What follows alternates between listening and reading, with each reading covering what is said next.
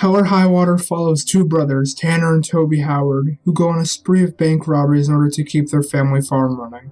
At the same time, the film follows two cops, Marcus Hamilton and Alberto Parker, who have been tasked with tracking down these two brothers and arresting them. However, throughout the entire movie, up until the end, we keep asking ourselves one question. Who should we root for? The film opens with one of the first robberies the two brothers make. They hold one of the employees at gunpoint, getting them into the bank, and then hit the owner with a gun butt, despite his compliance. After this scene, we, the audience, don't like these characters. Everything we've seen them do so far is bad. We've seen no redeeming qualities yet, except for, perhaps, the intelligence of Toby, Chris Pine's character, telling his brother, Ben Foster's character, to slow down, in order to not arouse suspicion. This leads to us spending more time with the brothers. Once returning to their house, they longingly look at an empty hospital bed, showing us, the audience, that they were both deeply affected by the loss of someone recently. Our time with the two brothers makes us like them more, and we start to understand why they are robbing banks. We don't necessarily agree with what they're doing, but we know why they're doing it. Eventually, we are introduced to Marcus Hamilton and Alberto Parker, two officers tasked to find and arrest the two brothers, played by Jeff Bridges and Gil Birmingham respectively. We see these two have a very strong bond, with Marcus making many jokes about Alberto's Indian heritage. Who knows? Maybe one of these bank robbers is going to want a gunfight, and I can dodge my retirement in a blaze of glory. Well, I seen you shoot. Won't be much glory in it. Well, I'm lucky I got a half-breed by my side to avenge me. If you can stay sober long enough. This suggests that they've had a long history working together. The director, David Mackenzie, does an excellent job of blurring the lines for us. We are never sure who we should be rooting for at any given time. We are always uncertain of which pair of characters are the protagonists and which pair are the antagonists. It gets to the point where we have these expectations but are completely thrown off guard by the reality. In this scene, Toby and Tanner are in the lobby of a hotel in an attempt to get a room for the night. Good Lord, look at you. We would be obliged if you'd provide accommodations that we failed to call ahead. Boy, you are trouble. Oh, the worst kind, darling. In your last days in the nursing home, you'll think of me and giggle.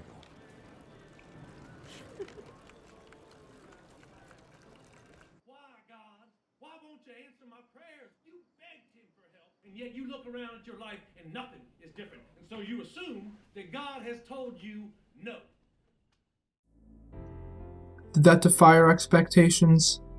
We get the scene showing Tanner and Toby getting a hotel room, then a shot of a hotel room.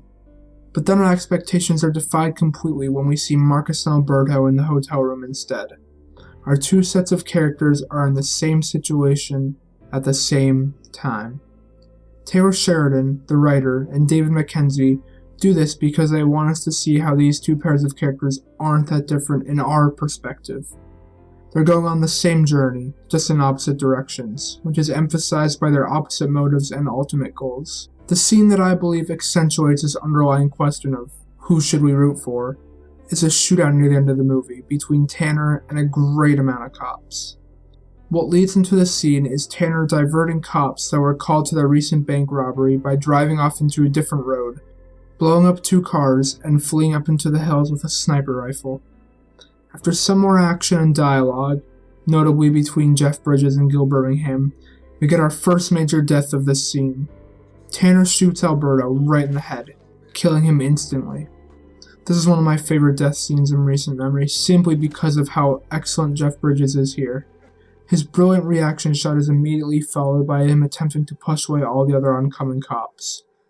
But how do we view this death? Is our first thought to think of it being a success for Tanner and subconsciously getting excited because he has killed one of his personal antagonists? Or is our first thought to think of how tragic this is for Marcus, losing his best friend to one of his personal antagonists? This may seem obvious to you in your mind, whether you favor one of the two sides, or having a neutral response to his death, not excited or depressed by success or failure of either side. However, not a couple minutes later, we get our second major death of not just this scene, but the entire movie. Tanner. This is very much a revenge kill at the hands of Marcus. He wants to get revenge on the man who's just killed his partner, who also happened to be his best friend. He kills Tanner once he's in a vulnerable position, and we get this reaction from Marcus.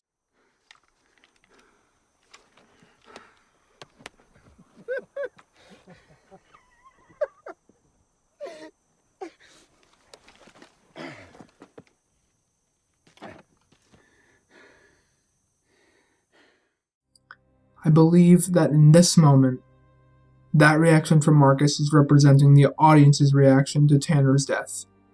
He has an initial feeling of happiness from the fact that he's just ended the life of the man who ended his friends. But then, we see more poignant reaction, perhaps realizing that not only has he just killed a man, but realizing that he won't get his friend back because of it. Us, as the audience, seeing Tanner, one of our main characters, getting killed is a major conflict to us, similarly to Alberto's death. We don't know whether or not we should be satisfied with his death due to the success of Marcus, or upset due to one of our main characters, a part of the two brothers we've been following for the whole movie, perishing.